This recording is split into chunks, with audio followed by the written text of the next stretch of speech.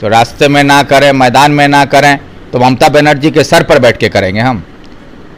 ये जमहूरियत है। संविधान हमको ये इख्तियार देता है कि अगर हमारे साथ किसी भी तरह की कोई ज्यादती होती है, चाहे वो सरकार की तरफ से हो, चाहे वो प्रशासन की तरफ से हो, तो हम अपना एहतजाज कहाँ करेंगे? ज़मीन पर करेंगे।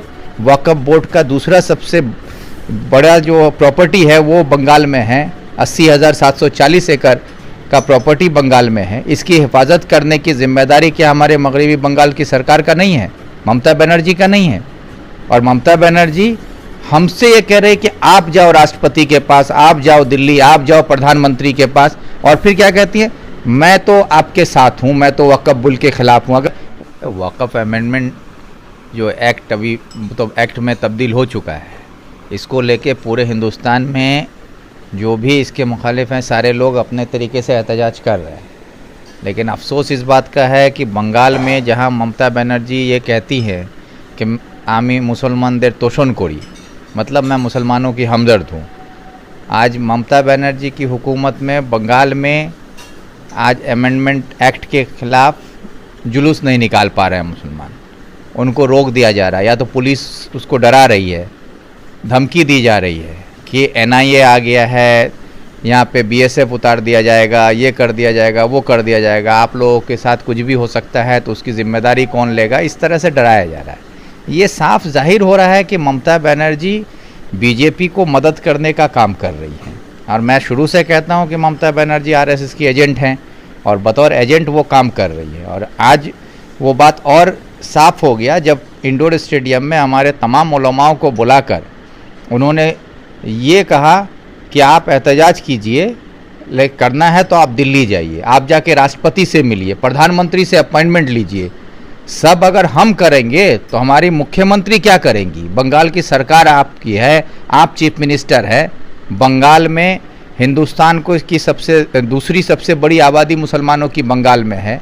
वक्फ बोर्ड का दूसरा सबसे बड़ा जो प्रॉपर्टी है वो बंगाल में है। 80,740 एकड़ का प्रॉपर्टी बंगाल में है। इसकी हिफाजत करने की जिम्मेदारी क्या हमारे मगरबी बंगाल की सरकार का नहीं है? ममता बनर्जी का नहीं है?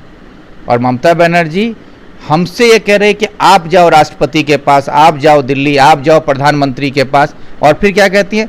मैं तो आपके साथ हूँ, मैं तो वक्फ बिल के खिलाफ हूँ। अगर आप खिलाफ हैं तो पश्चिम बंगाल विधानसभा में आप रेजोल्यूशन क्यों नहीं ले रही हैं? अभी तक आपकी तरफ से रेजोल्यूशन पास हो जाना चाहिए था कि इस वक्फ अमेंडमेंट एक्ट को पश्चिम बंगाल सरकार नकारती है, नहीं मानती है, और ये हिंदुस्तान की सरकार के पास आपका दस्तावेज पहुंच जाना चाहिए था।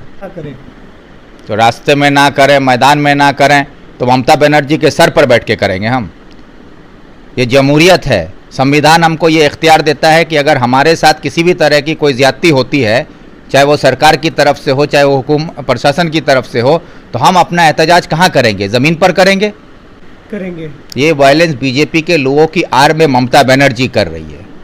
मुर्शिदाबाद में जो दंगा हुआ है या मालदा में जो चोटपुट घटना हुआ है, इन सब चीज़ों के पीछे ममता बनर्जी का हाथ है। उसकी सरकार में, उसके पुलिस के निगरानी में ये हरकत को अंजाम दिया गया है ताकि BJP को फ़ायदा पहुँचे। BJP को अपने आकाओं को खुश करने के लिए, ये दिखाने के लिए, देखो बंगाल में मैं तुम्हारे खिलाफ कोई एहतजाज होने नहीं दे रही हूँ चाहते हैं। ममता बनर्जी ने आज साफ कहा कि ये ईद मिलन का प्रोग्राम था और इसका तारीख जो है पहले तय हो चुका था 7 तारीख को, फिर बाद में किसी ने कहा कि ये बहुत जल्दी होगा, इसलिए फिर आज का तारीख तय हुआ। तो इसमें मुझे यहाँ जो है तमाम उलमा लोगों ने मुझे दावत दी, इसलिए मैं यहाँ आई हूँ। वो ये मीटिंग नहीं बुलाई हैं, ये बात को उन्होंने साफ कहा है कि मुझे उलमाओं ने बुलाया है, इसलिए मैं यहाँ। ये ईद मिलन का प्रोग्राम था। ये वक्फ अमेंडमेंट एक्ट के खिलाफ ममता बनर्जी ये मीटिंग नहीं बुलाई थी।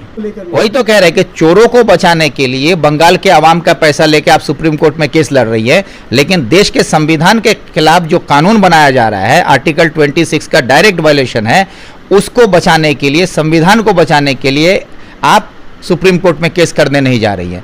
तो इससे तो साफ जाहिर है ना कि ये BJP का होके बंगाल में काम कर रही है। ममता बनर्जी RSS की एक एजेंट हैं जो बंगाल में लाकर BJP को बैठाकर बंगाल में उनको सजा कर दे दिया गया है कि लो भाई अब तुम इस पर हुकूमत करो, वो जगह बना के वो दे रही हैं और वो काम वो बखूबी कर रही हैं और मुसलमानों को बेवकूफ़ बना रही है। आज बेवकूफ़ बनने का एक नमूना देखने को मिला हमारे इसमें इंडोर स्टेडियम में। ये नहीं कहा कि हाँ ये वक़्फ़ अमेंडमेंट बिल के खिलाफ सरकार है और हम इसके खिलाफ विधानसभा में प्रस्ताव लाएंगे और आपके साथ पूरा तृणमूल जो है सड़कों पर उतरेगा, पूरे सरकार आपके साथ है। ये बात तो उन्होंने नहीं कही। उन्होंने क्या कहा कि आप दिल्ली जाओ, आप राष्ट्रपति के पास जाओ, आप प्रधानमंत्री से अपॉइंटमेंट लो, आप जाकर दिल्ली में तोड़फोड़ करो, बंगाल में कुछ नहीं करने दूंगी। और फिर कहती हैं मैं इस बिल के खिलाफ हूँ। अरे भाई ये कौन सा खिलाफत है? आप बेवकूफ़ बना रही हैं हम लोगों को और हमारे उलमा साहब बैठ के बेवकूफ़ बन रहे हैं और इनके पीछे जो पूरे बंगाल में जो मुसलमान इनके पीछे वो सारा मुसलमान बेवकूफ़ को बेवकूफ़ बना के रखा हो गया है।